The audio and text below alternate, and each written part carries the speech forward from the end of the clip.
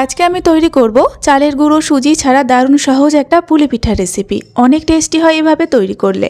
প্রথমেই একটা কড়াইকে হালকা গরম করে হাফ চামচ ঘি দিয়ে দিতে হবে। তারপরে 1 চামচের মতো চালের গুঁড়ো একটু নেড়েচেড়ে ভেজে নিতে হবে ঘিয়ের সঙ্গে। তারপরে 1 কাপ মতো গরুর দুধ দেওয়ার পরে নেড়েচেড়ে নিয়ে দিয়ে দিতে হবে 10 টাকা দামে 2 প্যাকেট গুঁড়ো দুধ। গুঁড়ো দুধটা ভালোভাবে নেড়েচেড়ে মিশিয়ে দিয়ে দিতে হবে 1 চামচ চিনি। যেহেতু গুঁড়ো দুধের মধ্যে মিষ্টি থাকে তাই 1 চামচ চিনি দিতে হবে। তারপরে নেড়েচেড়ে সুন্দর করে এরকম একটা ক্ষীর তৈরি করে নিতে হবে।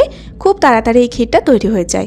এবার একই কড়াইয়ের মধ্যে আবারও 2 কাপ গরুর দুধ দেওয়ার পরে দিয়ে দেবো 1 চামচ মতো গুঁড়ো দুধ, একটা ছোট এলাচ ফাটিয়ে দিয়ে দিতে হবে আর 2 চামচ মতো চিনি।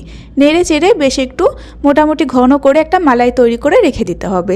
মালাইটা তৈরি হয়ে গিয়েছে। এবার আমি এখানে নিয়ে নেব স্লাইস ব্রেড। আজকে আমি এই পাউরুটি দিয়ে পুলি পিঠে তৈরি করব।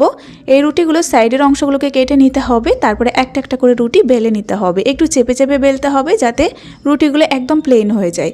তারপরে এইভাবে দিয়ে দিতে হবে পরিমাণ মতো ক্ষীরের পুর। আর পুরটা দেওয়ার পরে এইভাবে 3 কোণা করে চেপে চেপে ভালো করে বন্ধ করে দিতে হবে। তারপর একটা বাটির সাহায্যে কেটে নিলে খুব সুন্দরভাবে পুলি পিঠার ডিজাইন তৈরি হয়ে যাবে।